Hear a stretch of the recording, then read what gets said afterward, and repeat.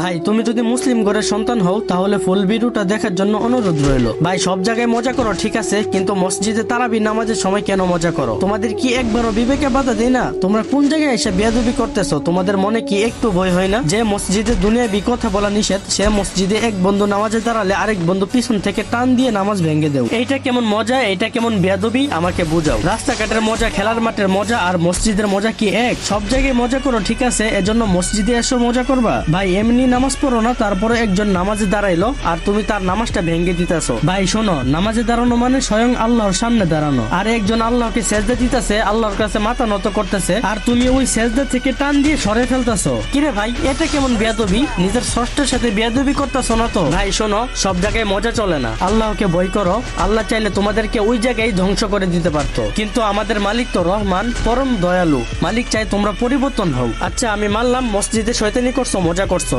কিন্তু কিছু কিছু পোলাপান মসজিদে একজনের নামাজ আরেকজন নষ্ট করতেছে, আবার ওইগুলা ভিডিও করে ব্যাকগ্রাউন্ডে ফানি সাউন্ড লাগিয়ে সোশ্যাল মিডিয়াতে আপলোড করতেছে। ভাই শুন, এটা একটু বেশি হয়ে যাইতেছে, এইগুলা দেখে ভিডিও না বানায় পারলাম না। দেখ ভাই, ইবাদত নিয়ে আবার কিসের মজা? ইসলামকে হাসির পাত্র বানানোর সাহস দিছে কে তোদেরকে? ভাই তোরা যদি ছোট হইতি তাহলে মাইনা নিতাম, 19, 20, 22 বছরের পোলাপান এইগুলা কিভাবে করো? তোদের কি ধর্মীয় শিক্ষার এতই অভাব? সরি ভাই, বলে তুই করে বলে ফেলছি। দেখো ভাই, তোমাদেরকে একটা কথা বলি, ধরো তুমি শয়তানি করে ভিডিওটা আপলোড দিলা, আর আমি ওই ভিডিওটা দেখলাম, দেখে কিছুক্ষণ হাসলাম, তারপর যখন আমি তারাবি পড়তে যাব তখন আমার সাথে আমার বন্ধু বান্ধব থাকবে তাই না? ওই সময় তোমার ভিডিওর কথা মনে পড়লে তখন আমি আমার বন্ধু বান্ধবের নামাজে ডিস্টার্ব করলাম, তারপর সেই গুনার ভাগিদার তুমি হইবা, কারণ তোমার ওই ভিডিওর কথা মনে পড়ার পর আমি ওই কাজটা করলাম। তাছাড়াও তোমরা যখন এই শয়তানি গুলা করবা, ছোট ছোট বাচ্চারা তোমাদের থেকে দেখে শিখবে এইগুলা। যেখানে তোমাদের উচিত ছোট ছোট বাচ্চাদের শয়তানি থেকে বিরত রাখা, সেখানে তোমরা নিজেরাই শয়তানি করো। যাই করো না করো ভাই, এইগুলা করো না, আর এরকম ভিডিও কখনো আপলোড দিও না,